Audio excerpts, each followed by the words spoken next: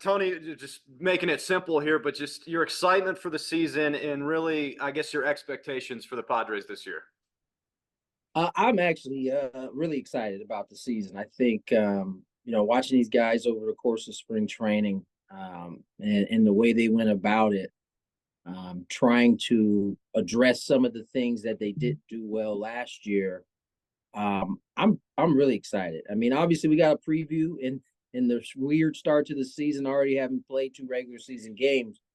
But I think if you watch those games, you saw a team that had a game plan, and the game 2 executed at an unbelievable level. But even in game 1, they didn't maybe get the hits with runners in scoring position, but you saw them playing situational baseball, and that was something they struggled with last year. But I think all in all, they're going into the season healthy. That wasn't the case last year. You had a bunch of guys nicked up.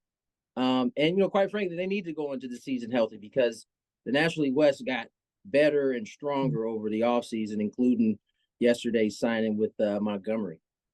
You've been on teams with expectations sky high. You've been on teams with expectations that really didn't exist. Obviously, last year, the expectations for this team were higher than they've ever been. This year, it's been toned down a little bit. Do you see that as a benefit at all? Just kind of not all the eyes on the Padres and they could just go to work?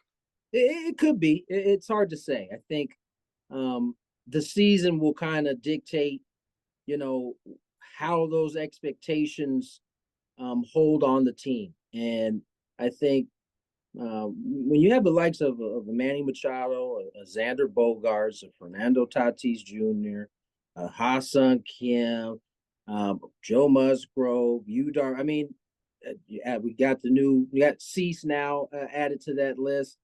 There are a bunch of really, really talented ball players on this team. So although you subtract a Soto and you subtract a Snell, you still have a boatload of talent on this team. And so although the expectations are probably going to be lower, and in some ways that could be good. Obviously, the team up north a couple hours is kind of the toast of baseball right now. But you got to play the games first, and that'll ultimately decide what the expectations are and what they should be.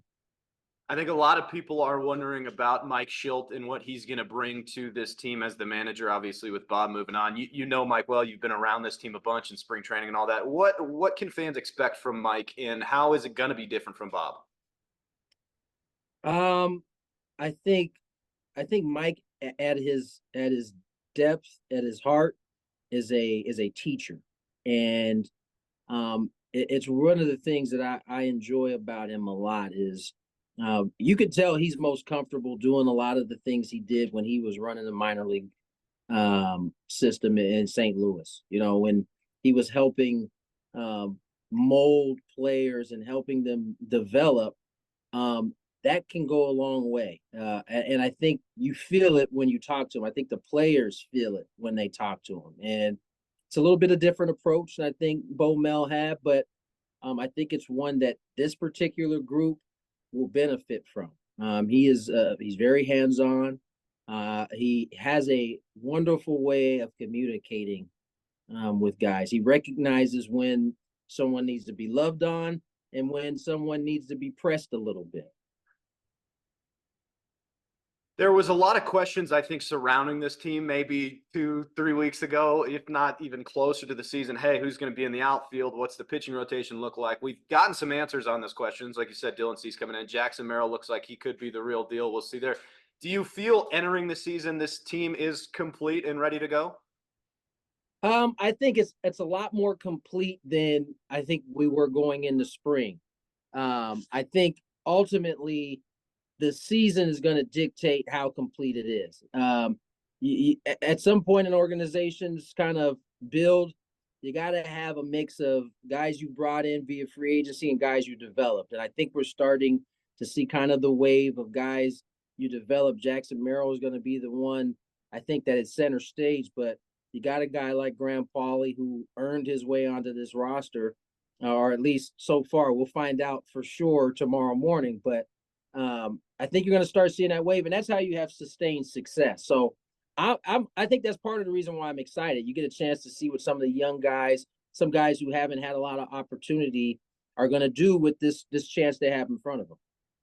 Do you think this is an absolutely make or break year for AJ Preller? And if this team is not successful this year, that his job is in jeopardy? It's hard to say. I think ultimately, um, when you've had a long tenure in this game,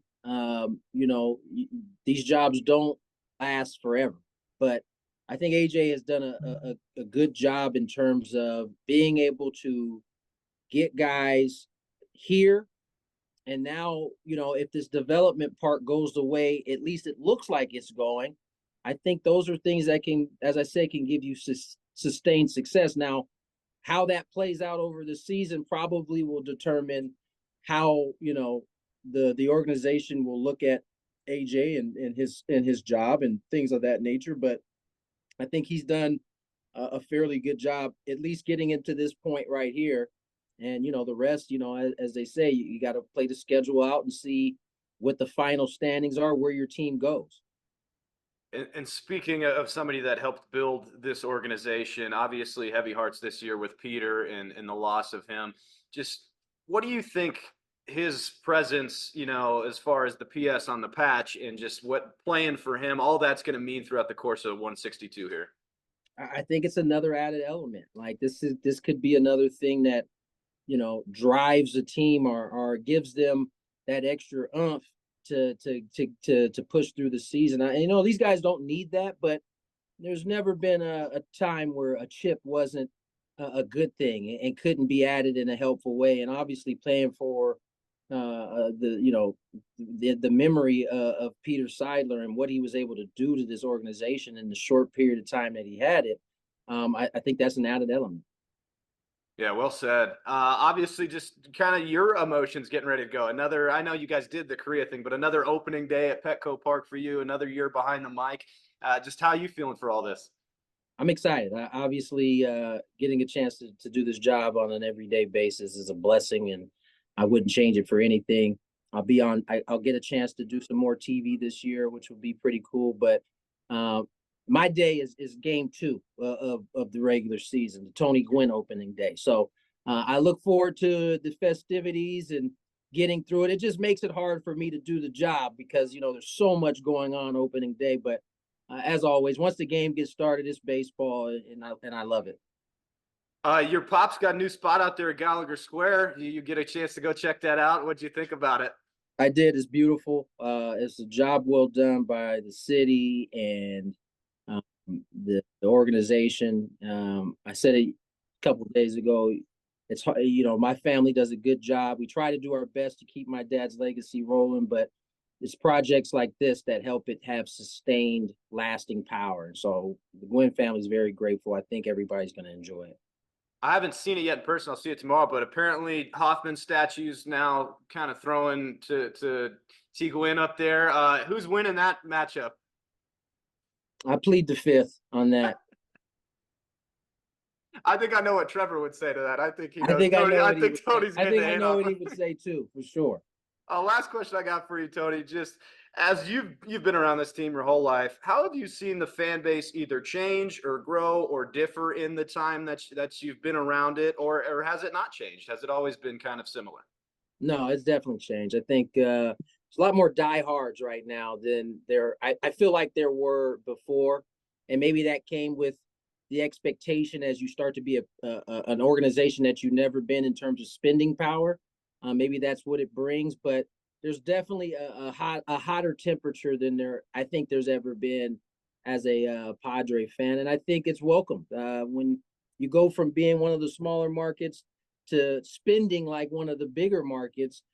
I think with that comes this feverish kind of expectation, and I think this organization embraces it. And actually, one more quick one. Speaking of expectations, do you feel this team has the expectations of being a playoff team? Where do you see this team after 162? Better be a playoff team. They definitely have an expectation of being a playoff team. I think if you ask those guys in that locker room, that they feel like they have a very good team, and it's hard to disagree with what we've seen so far during spring and during the first couple of games. I think this division is going to be tough. Don't get me wrong, but this Padre team is going to be right in the thick of it.